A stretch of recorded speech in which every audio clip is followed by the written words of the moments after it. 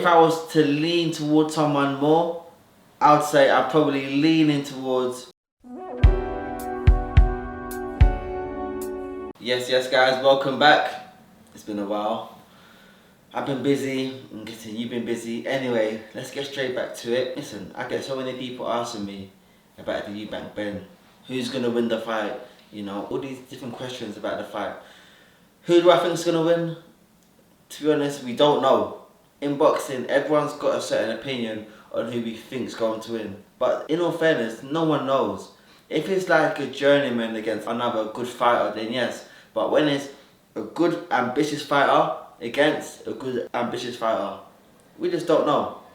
You know, I think more people are leaning towards Eubank Jr. just because they like him. In boxing, most times, when you are someone who's going to win a fight, the fans tend to choose the person that's more liked rather than the better fighter.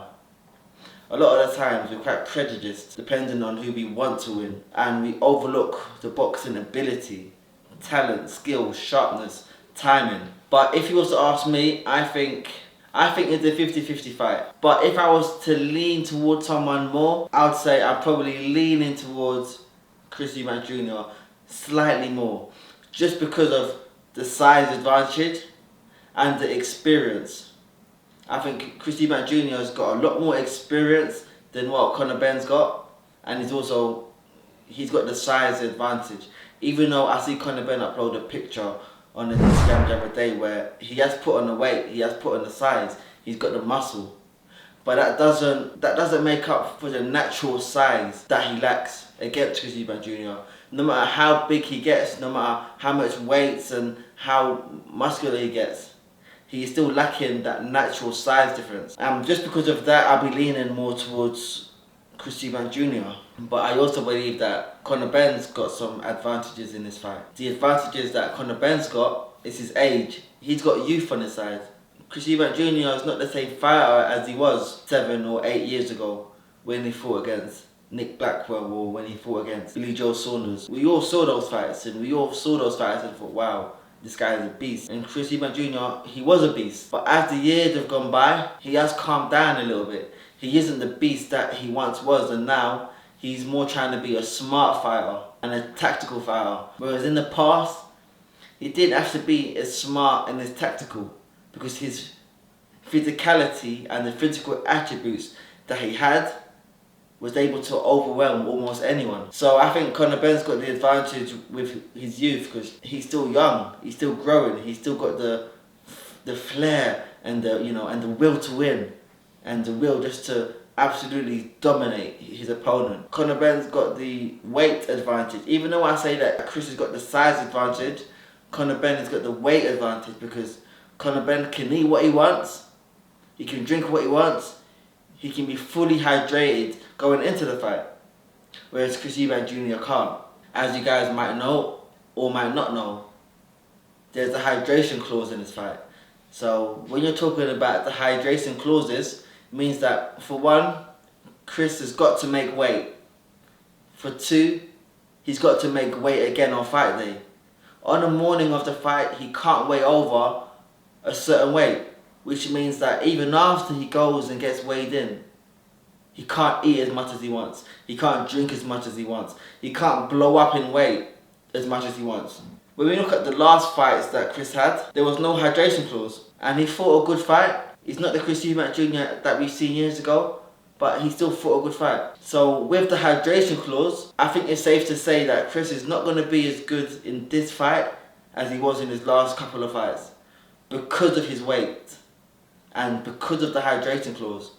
So, I'd say that Chris has got the size advantage, but Conor's got the weight advantage and the youth advantage. It's going to be a good fight overall. When I look at the build-up for this fight, I think that the build-up's been great, yes, but it would have been much more exciting, entertaining if Eubank Sr.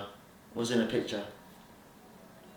If Eubank Sr. was around in the build-up of this fight, it would be like a proper Nigel Benn against Eubank fight. For some reasons, Eubank Sr. is not involved in it, but it's still a massive fight.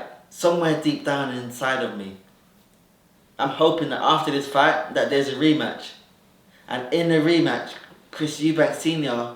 is involved in a build-up.